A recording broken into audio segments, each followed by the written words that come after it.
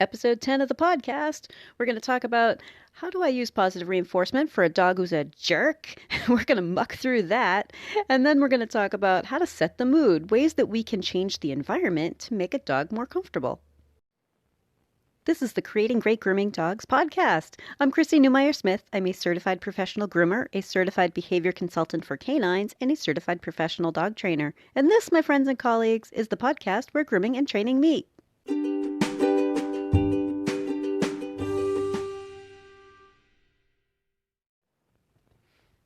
How am I supposed to use reward-based training if this dog is a jerk? If this dog is aggressive? If this dog is giving me a hard time and has for years? I know that many of us have that question. I also hear things, I still hear things about how I hear rewards that don't stop behavior. And that is very true. Rewards do not stop bad behavior. That's not what a reward is for. A reward is for encouraging good behavior. So I started off my grooming career when I was not a positive reinforcement trainer. Definitely didn't have an idea that I was really stressing the dogs out. More force does not make it easier. I had dogs that were constantly a problem. They were getting a little bit better, maybe, but not really. I wasn't making much progress. But now that I know that there is a way to make progress, it's my job to do it. Right? And that's what this podcast is for, is to help all of us realize, oh, we can make progress with those dogs. My experience, I think that a healthy dog can be taught to be a safe dog. Right? Even if they don't like us, they can be taught to be safe. When there are health problems, sometimes we have some problems working around, other types of behaviors that are involved with a health problem. But we can still always work toward fear-free, like just letting them be comfortable with it, because aggression is usually fear-based, or I'm not comfortable with this. But that's a type of fear. That's a type of stress. They're getting anxious. They're getting stressed out. They're really sick of it. I'm sure they think we're jerks too. I'm positive back in the day there were plenty of dogs that thought I was a total jerk. And okay, yeah. When we continue to fight together, yeah, that's the impression that's left. So first thing is I want you to remember that we're going to use rewards because we're also telling our customers about our safety policy. We're not putting up with unsafe problems, right? We don't have to. That's not a hairdresser's job. We're pet stylists. We're dog groomers. We do not need to get hurt. We don't need to push dogs to the point where they're going to hurt themselves or hurt us. We don't need all that problem. We need to explain to our customers that we have a solution set for them, and that's part of helping this dog. We're going to keep the pressure off of the dog so that we're not fighting with them. And we're going to work with customers who are on board with our safety policy. In a previous episode, we talked about Bijou's Law, but what that really means is that people are trying to get licensing for groomers, mandatory licensing, because they're worried about their dogs getting hurt in the groomer. And when do dogs get hurt? When they're fighting with us, when they're hard to handle, when they're being pushed into trims that they aren't ready for, or they have health problems, or, there are a lot of ways that dogs get hurt. The verdict is out. People want their dogs to be safe. And so if we present it as a safety policy, it's very hard for an owner to say, I don't care about your safety policy. Just put the trim on the dog and who cares, right? Like, that's not your customer, right? They should be caring about the safety policy. They want their dog to be safe. They want us to be safe, and that's their responsibility too. It really is. Keep in mind, we are not responsible for their dog's healthcare needs. We're responsible for doing a really nice groom. So we are part of hair care, nail care, ear care. We do a lot of great things for a dog health-wise, but we are not necessary in that dog's life if the owner doesn't want to comply or get involved with teaching their dog to be good. But it doesn't stop behavior by giving rewards, right? We want to set up the environment to create success, and that's part of explaining a safety policy. Your owners should know that their dog has trouble with something. Get them on board with fixing it. We know that fighting a dog creates more fighting. Practice makes perfect, right? So how many dogs are like, oh yeah, I'm on to this. I'm not even going to let you get the muzzle near my face because I know the next step. You jerk. And we're stuck in this loop of you're a jerk. No, you're a jerk. No, you're a jerk. So now I want you to take a closer look at the actual behavior. So that dog that you see is aggressive and that you can't stop behavior with rewards, what is the behavior you're actually thinking about? So think about a particular dog. And owners, maybe you're thinking about your own dog. That's great. Awesome. I want owners on here thinking about their own dog, right? Take a look at the actual behavior, not the story. And in another episode, we talked about observing subjective and objective, right? So the story is he's aggressive or he's a jerk or he hates it. The behavior is very different. Is the behavior he freezes when I try to take him out of the crate? That he's not even interested in coming out of the crate to be picked up, and who knows what would happen if we got him on a table? Like, where do we see the behavior change? Is he good for most everything, but when we take out the nail clippers, he lunges for them or tries to dart away? Does he try to climb out of your arms while you're trying to trim his nails? Or does he bark and growl? Like, what is the behavior that you see, and when does it start? Because now you can use that data, those observations, instead of the story. You can use those observations to create something, a setup where that dog can be successful. So a starting point that a dog can handle means that you're going to find their comfort zone and gently expand on it. And that's really important. We want them to be comfortable because we are trying to avoid the fear response. In another episode, we talked about fear and how fear is a chemical reaction in your body. You don't really have a choice about how you react to fear once fear hits. We want to avoid fear. And even aggression is fear. It's discomfort. It's, I am not willing to do this. I'm kind of freaked out. Dogs don't become aggressive with things they're comfortable with, right? Like if I toss a tennis ball, I don't usually get a dog to attack me by tossing a tennis ball, right? Like they're comfortable with tossing tennis balls. Oh, okay. Taking the ball from them, perhaps. But it's not like this dog is just every step of the day, every time somebody interacts with them is aggressive, right? We have something, some little nugget to work with. And if we don't, they don't belong in a grooming shop, right? They belong with a trainer, a behavior consultant, a veterinarian, a veterinary behaviorist. Like they need somebody different than their groomer or maybe their owner to be working on it if they are at that point. But that's really pretty near feral. These are house pets. They should not be at a point where they can't have any sort of comfort zone. But once we have a point where they're comfortable, we gently expand it. We add things to increase that behavior. And that's what positive reinforcement is. Adding things, that's the positive, the plus, the adding of things to increase the behavior we're looking for, the behavior we're working on. And so what that could be is treats. It could be toys. It could be rewards like, okay, I'm going to pet you, or something that dog likes. Every dog likes something. But that's how positive reinforcement and rewards can make change. It's about making behavior change, not necessarily stopping a behavior. Like no amount of cookies is going to get a dog to, necessarily like grooming. We need to work on it in a way that helps them be less fearful. And when we use rewards, we're always trying to set them up to be good. And if you're controlling the environment, if you're making a setup that's trying to expand their comfort zone, don't worry about perfect grooms. Don't fight with the dog. Don't push too far. It's already part of your safety policy. You don't have to feel the pressure to make this dog beautiful. That's not your job at the moment if this dog has a history of being the quote unquote jerk, right? Which is a story. Jerk is a story. Doesn't tell you anything about the actual behavior.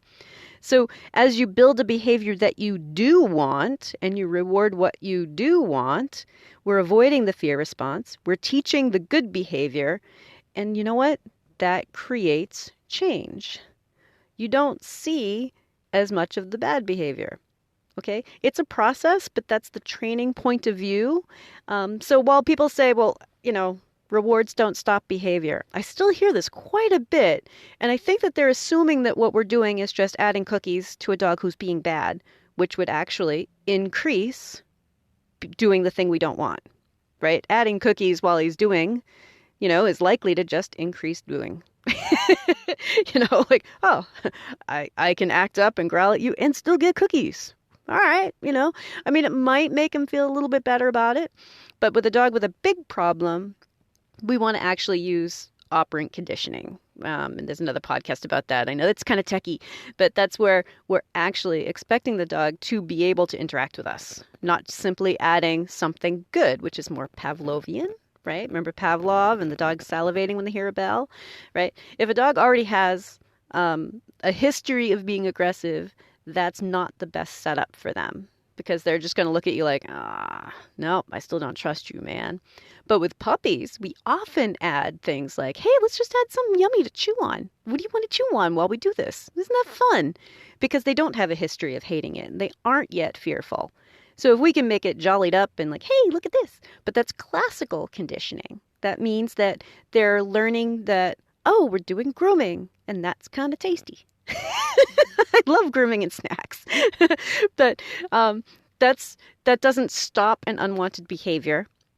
What learning does is we start teaching them there was nothing to be afraid of anyway, and then we start building some new behaviors, and we start helping them feel comfortable with things that they used to think were pretty scary. And that's really where behavior change happens. And I really want to stress that because I know it's a tough concept. I know sometimes I still hear, like I said, people saying, oh, rewards don't stop a behavior. But you know what? If yelling at a dog worked, none of us would be here. Yeah, pause and think about that. Because really, has it ever worked for you? You said, knock it off. And the dog's like, oh, sorry, Chrissy. I'll never do that again. I'm totally comfortable with grooming now. Like we've all tried yelling, right? We've all tried a good solid knock it off. And that doesn't create a dog who is comfortable with grooming. And being comfortable with it is actually much more lasting change than simply putting up with something you're uncomfortable with. I know it's a lot to unpack, and I'd like to hear some opinions on this, so please feel free to contact me. If you're enjoying my podcast, please remember to subscribe so that you don't miss any episodes.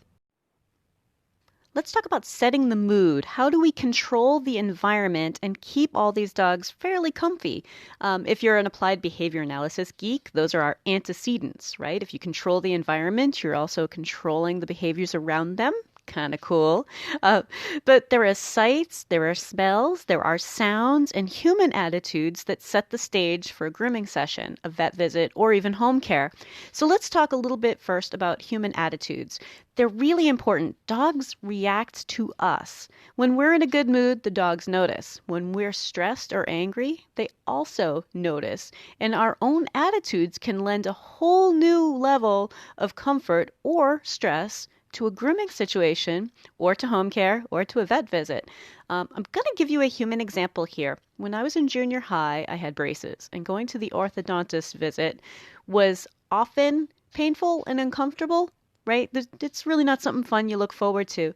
So I think that's kind of a parallel to grooming. While we try not to do anything painful, it's uncomfortable. It's tedious. It's not something they want to do. It's a lot like going to the dentist. But when I went to the orthodontist office, a bunch of like junior high school kids really was most of their customers. They were trying really hard to make it a fun environment.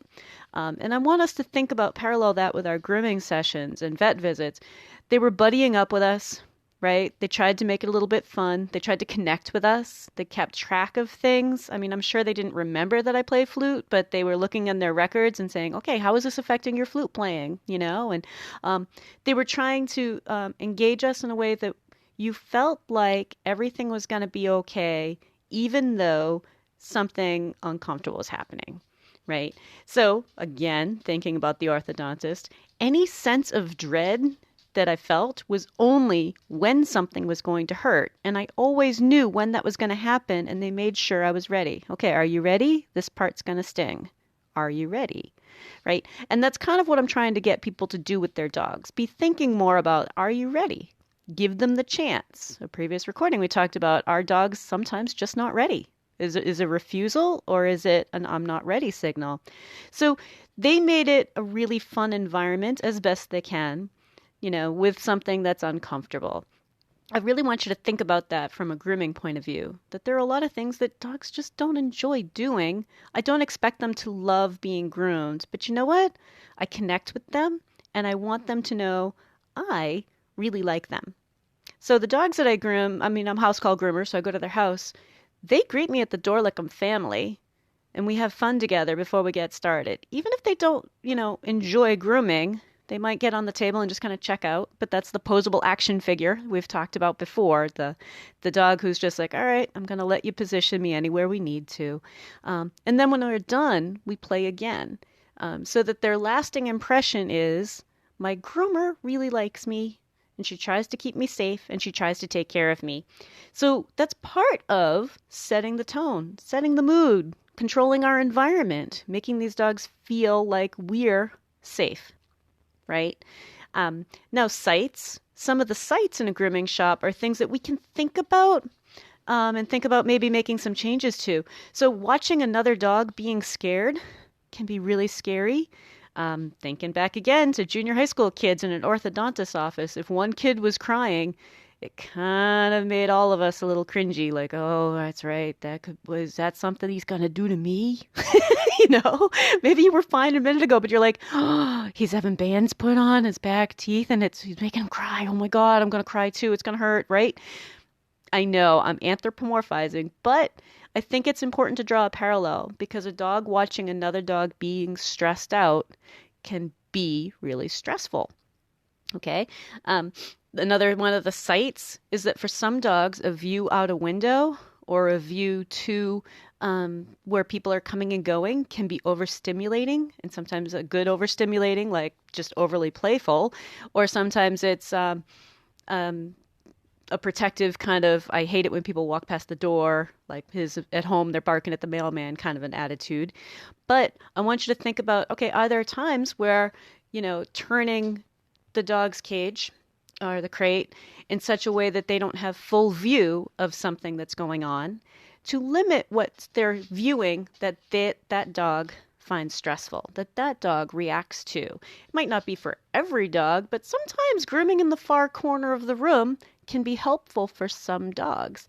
I remember working in one grooming shop, and there were like 5 different grooming stations, and the one furthest away was less worrisome for some of the dogs. Like it just wasn't as overstimulating way back there in the corner near the air conditioner. Like there was a whole different kind of droning sound near them, and they were a little bit more relaxed. So we can limit some of the sights in ways that are creative. Maybe it's a matter of, a little bit of a curtain, right? But think about that's part of setting the mood and setting the tone. Now we also have smells. Now I know for myself, there are a couple of shampoo smells that bring me right back to a particular job that I worked at in the late 90s. Like if I smell Mr. Crystal's shampoo, I instantly just get these like really nice memories of like, oh, I remember that job back when I worked there and that was such a nice place to work, right? So smells do that for us. But if it's a smell that makes you filled with dread, right? I kind of wonder if sometimes the dogs are going to do a little bit better for us while we try to retrain them. If we have a dog with a long history, even if we just change up the smell of some of the products we're using, why not give it a go, right? Harmless, but could help in a large degree. And that's kind of cool, right? And then there are also some smells that some of us use. There are some pheromone products. Adaptil makes a wall plug-in, and it's a pheromone, and it's meant to make a dog relax. It's not a medication. Pheromones are based on dog biology, but it kind of smells like their mama back when they were nursing, and it's this really, really good feel-good feeling. And you know what? I have found one. It's made by Sentry. It's a tube of a gel, and I kind of put it up near a dog's nose to see if they're interested in it. So if they're interested in it, I'll smear a little bit next to their nose. If they're not particularly interested in like getting into it, I put it on my hands, on my table, and on the grooming loop. So there's a way to have those smells nearby that could be comforting and are harmless. Why not, right? Now, another smell that some people use are essential oils, but I would say you have to ask first. There are dogs who will react to an essential oil. They can be quite strong. So if, as a house call groomer, I ask owners, and sometimes I use like a little bit of lavender, mist some lavender. But if you're going to do something like that in a grooming shop setting, I don't know. I would talk to the vet, find out, because a dog with other issues might be very sensitive to that. We're going to talk about sounds. We already talked about the sights and the smells and human attitudes. So now when we talk about sounds, music can be really helpful for some dogs. I find that it's when we turn on dryers, turn on clippers, and turn on vacuum cleaners. It's the on and off, the loud to quiet to loud to quiet that gets most dogs going. So sometimes I actually leave my vacuum on, even though I'm not using it at that moment, just to lessen the whole abrupt changes. But music can be really helpful. Now, they do make some specific calming music for dogs. I instantly think of Through a Dog's Ear, which is classical music. But there's the driving edition, which is the only one I can work with because the regular one, Through a Dog's Ear, just puts me to sleep. The driving edition is at least a little bit to make sure that the person driving isn't going to fall asleep. Whole Tones has a calming music for dogs, and that one's pretty good. I really like theirs. It does not put me to sleep. But even if you're putting on something to sing along, mood is very different when we have music going. And it can also help deaden some of the sounds around us, such as the dog who's barking in the background. Little Mr. Broccolini saw a post box. Yep, I know the postman came by. But when we have something going in the background, that can make some of those starts and stops a little bit less. But also because music affects our mood, now we're also helping with some of the human attitude. So there are a lot of ways to help with creating a mood, a setting that is conducive to feeling safe, because we are trying to make them feel safe and that everything is fine. And so I want you to kind of incorporate some of this stuff. You might have to listen to it a few times, but be thinking about how can I help connect with this dog, make them feel like everything's fine, like I'm their buddy if I can. You know, what sights can I limit? What smells may I add? What kind of sounds may I add? And so one of the sounds too, I tend to hum and sing while I'm working. So it's a little bit like Snow White singing to the woodland creatures. And I know it's obnoxious, but I do. But you know what? When I'm humming and singing, I can physically feel dogs relaxing into my hand. They really respond to it. So I gave you a lot to think about. Have fun with it. If you'd like to talk to me, you can find me through my grooming and training business, happycrittersdogtraining.com, my email, chrissy@happycritters.net, and through the Creating Great Grooming Dogs Facebook page. And we have these awesome devices in our pockets that allow us to do live video with each other. I can help you with the dog on your table. We can set up live lessons, and you may be surprised at how much we can get accomplished together via video. I'm also happy to come to you if you're near my area in southern New Hampshire. If you're ready to go beyond the podcast, and I hope you do, I've made it really easy for you. If you go to creatinggreatgroomingdogs.com and click on your next step, you'll see all of the options. There's the Scholar Lounge community, there's the Modern Grooming Professional Certification, there's Master Canine Stylist and Professional Canine Stylist Diploma testings, there's the Behavior Lab for coaching and private one-on-one sessions with me, and of course the Master Groomer Behavior Specialist program. So go to creatinggreatgroomingdogs.com and click on your next step.